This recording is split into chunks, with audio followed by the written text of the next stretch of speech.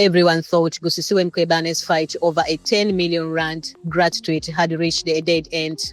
But now, the former public protector has been given another chance to challenge the decision, and this time, the battle moves to the Supreme Court of Appeal. The SCA in Bloemfontein granted Mkhwebane leave to appeal on July 31, 2026, overturning the earlier refusal of her application. That means her legal challenge against the Pretoria High Court ruling can now proceed. At the heart of the dispute is whether Mkhwebane is legally entitled to a gratuity after being removed from office through Parliament's Section 194 impeachment process.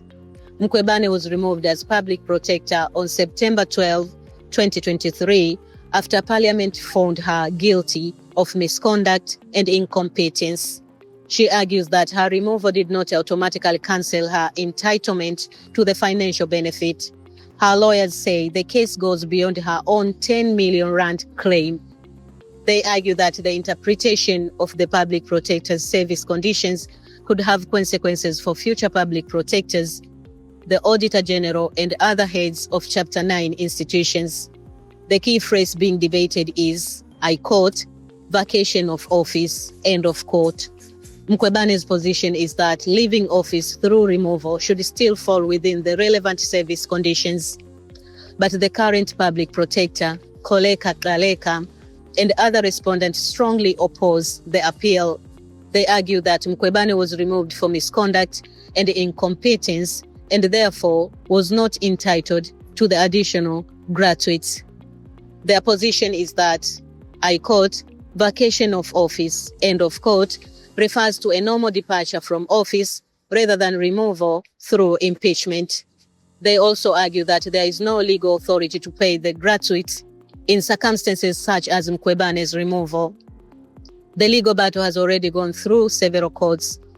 The Pretoria High Court dismissed her initial case in October 2024.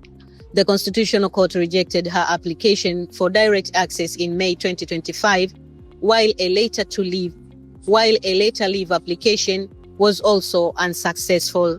Now, the SCA has opened the next chapter. The appeal could clarify how benefits attached to senior constitutional officers should be treated when an office bearer is removed through a constitutional process. The outcome could therefore have implications beyond Mkhwebane herself. The next major development will be the SCA's consideration of the appeal and whether it ultimately agrees with Mkhwebane's interpretation of the service conditions. Stay with our channel for continuing coverage and the latest updates. What do you think about this story? Share your thoughts in the comments and don't forget to subscribe.